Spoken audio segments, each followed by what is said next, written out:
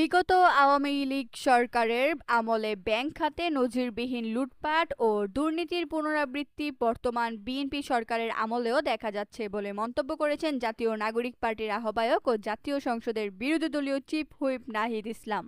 তিনি অভিযোগ করেছেন, বর্তমান সরকারে কারা নতুন এস আলম বা সালমান এফ রহমান হতে যাচ্ছে তা নিয়ে যেন এক ধরনের অঘোষিত প্রতিযোগিতা শুরু হয়েছে।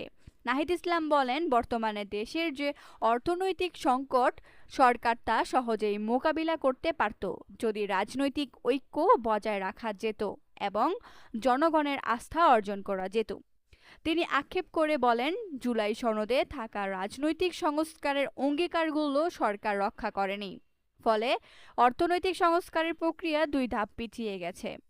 তিনি আরও বলেন, আমরা রাজনৈতিক সংস্কারের কথা বলছি, কিন্তু অর্থনৈতিক সংস্কারের পর্যায়ে পৌঁছাতে পারছি না। বিদেশি বিনিয়োগের আগে দেশীয় সৎ ব্যবসায়ীদের আস্থা অর্জনের উপর গুরুত্বারোপ করেন নাহিদ ইসলাম। তিনি বলেন, বর্তমান সরকার উপদেষ্টাদের মধ্যে বিভিন্ন বিতর্কিত ব্যবসায়ীকে স্থান দিয়ে ব্যবসায়ীদের আস্থা অর্জন করতে পারবে না।